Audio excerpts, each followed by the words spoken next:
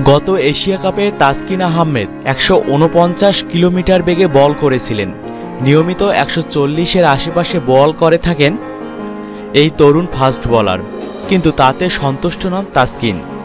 কিছুদিন আগে আইসিসির প্রকাশিত এক ভিডিওতে ফাস্ট বোলার তাসকিন আহমেদ নিজেকে একজন দ্রুতগতির ফাস্ট বোলার হিসেবে গড়ে তোলার ইচ্ছা প্রকাশ করেছেন। জানিয়েছেন গতি তার শক্তি। স্বপ্ন দেখেন একদিন ১৫৫ কিলোমিটার বেগে বল করবেন আন্তর্জাতিক অঙ্গনে।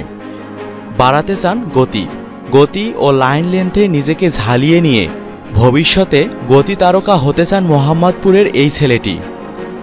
বিভিন্ন সাক্ষাৎকারে অনেকবার জানিয়েছেন নিজের নামটি বিশ্বসেরা বোলারদের কাতারে দেখতে চান তিনি। তবে কাজটা সহজ নয়। খোদ ফাস্ট বোলিং কোচ সাবেক ওয়েস্ট ইন্ডিজের কিংবদন্তি কোর্টনি ওয়ালশও মানছেন অকপটে।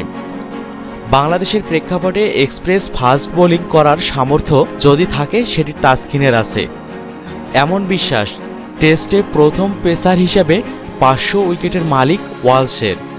সম্প্রতি আইসিসির এক সাক্ষাৎকারে ওয়ালশ জানিয়েছেন, এটা কঠিন, এটা সাধারণ কাজ নয়, তবে আমি মনে করি আমাদের সামর্থ্য আছে।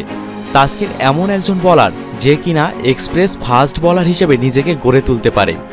ওয়ালশ আরও জানান, বাংলাদেশ তাসকিনকে নিয়ে দীর্ঘ পরিকল্পনা করছে, ধীরে ধীরে গড়ে তোলা হচ্ছে তাকে। তার ভাষায়, তার সাথে কাজ করা হচ্ছে, কিভাবে তার স্কিল আরও উন্নতি করা যায় সেটাই মনোযোগ দিচ্ছি আমরা।